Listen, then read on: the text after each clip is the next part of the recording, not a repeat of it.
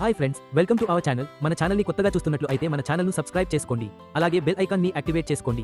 ఈ రోజు నేను చెప్పబోయే టాపిక్ చాలా ఇంట్రెస్టింగ్ గా ఉండబోతుంది. సో ఎక్కడ స్కిప్ చేయకుండా మొత్తం వీడియోని చూసేయండి. భక్త కన్నప్ప కథ. భక్త కన్నప్ప గొప్ప శివభక్తులో ఒకరు. ఆయన భక్తి, సమర్పణ మరియు త్యాగం యొక్క ప్రతీక. కన్నప్ప అసలు పేరు తిన్నాడు. అతను దక్షిణ భారతదేశంలోని ఒక గిరిజన తెగలో జన్మించాడు. తిన్నాడు ధైర్య సాహసాలతో, వేటలో ప్రావీణ్యంతో పేరు పొందాడు. అయితే అతనికి దేవతల గురించి, ఆరాధన గురించి తెలియదు.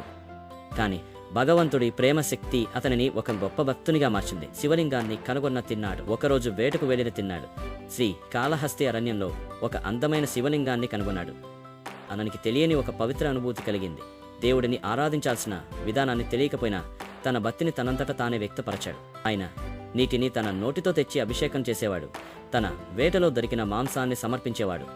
అడవిలో దొరికిన పూలతో అలంకరించేవాడు. ఇతని పద్ధతి సంప్రదాయపరమైనది కాకపోయినా అతని భక్తి మాత్రం అత్యంత పవిత్రమైనది. ప్రతిరోజు ఇదే విధంగా శివుడిని పూజించేవాడు.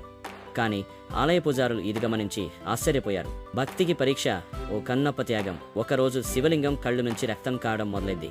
పూజారులు భయాందోళనలో పడ్డారు. కానీ కన్నప్ప వచ్చి ఈ దృశ్యం చూసి చలించిపోయాడు.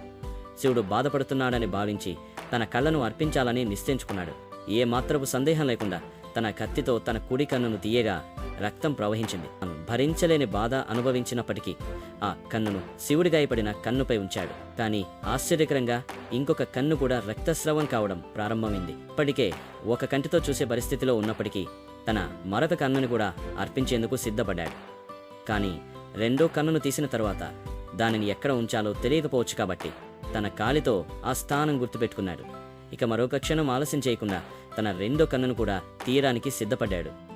కన్నప్ప భక్తిని పరీక్షిస్తున్న శివుడు తను రెండో కన్నును తీయబోతున్న క్షణంలో ప్రత్యక్షమయ్యాడు. ఈ భక్తి అసామాన్యం, నీకు నిజమైన జ్ఞానం ప్రసాదిస్తున్నాను అని శివుడు అన్నాడు. ఆనంద బాష్పాలతో కన్నప్ప భగవంతుడికి నమస్కరించాడు.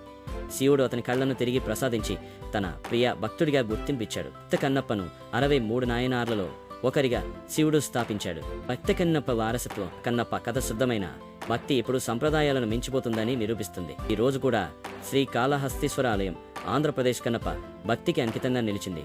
If you are new visitors, please subscribe our YouTube channel.